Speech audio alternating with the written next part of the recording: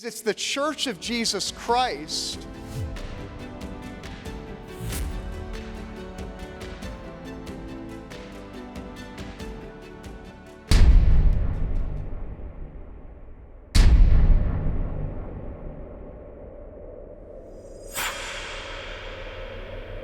Who were these pilgrims?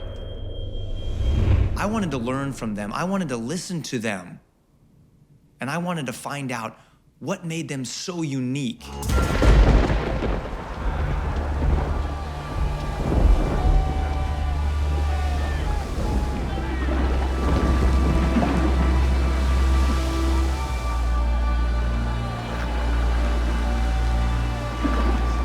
And the storm abated.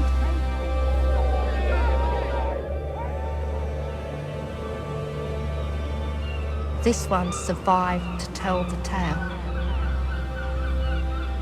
How miraculous is that? Yeah, this is not the story that I heard growing up in school.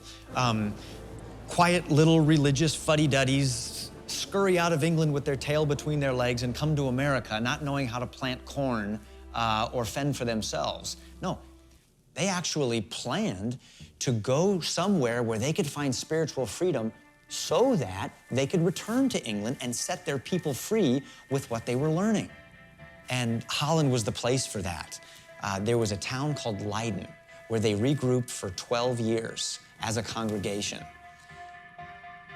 In Leiden, I met with one of my good friends and the president of the World History Institute, Dr. Marshall Foster. What was life like for them once they got here? It was tough. They couldn't get jobs because they weren't parts of the guilds.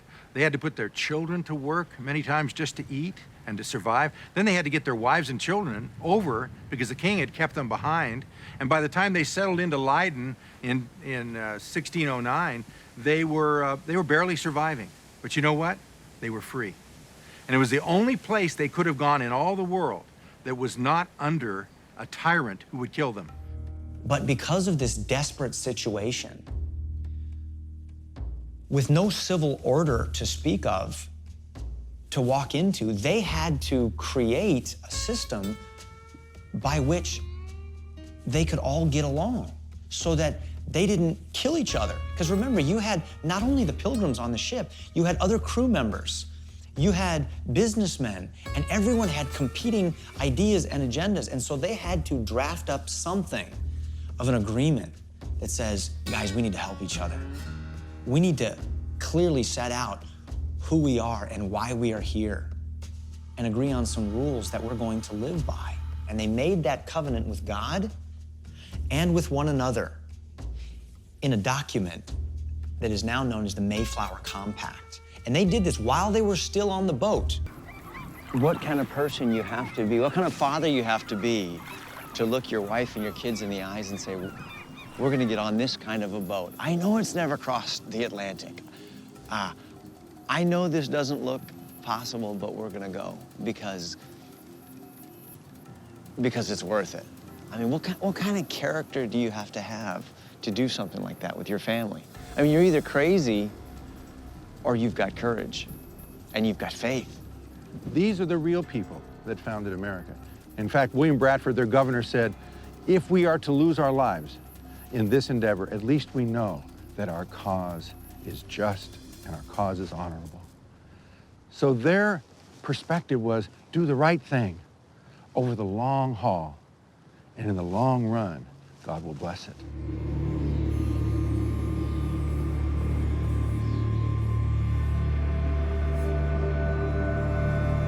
This is William Bradford's grave. That's him. He's the governor for 30 years of the Pilgrim colony, who lost his wife the first winter, who fell off the back of the Mayflower. She was the first one to die. He's one of those that survived the first winter. He's one that went on and became their governor and their faithful leader for all this time. And they built this for him many years later. But they did put a Hebrew inscription. It says, Jehovah is our help. That's from him because he himself taught himself Hebrew to be closer to Moses, closer to the Old Testament, so he could be closer to God. They had a love for God and a love for their families and a love for freedom that brought them to this world. And William Bradford exemplifies that. I wish they had left us some kind of a training manual, some kind of a secret sauce recipe card that we could pick up and go, all right, here's what it is, here's what we do. What do we do? How do we get back to that? Now, when the children of Israel going into the Promised Land, they crossed the Jordan River, and God stood it on in, and they walked across. And before the waters stopped parting, God told them to take 12 stones from the bottom of the river and put it up on the top of Mount Gilgal and make a monument, so that when your children ask, what are these stones, you'll be able to tell them, this is where God parted the sea. And that's what the pilgrims left us.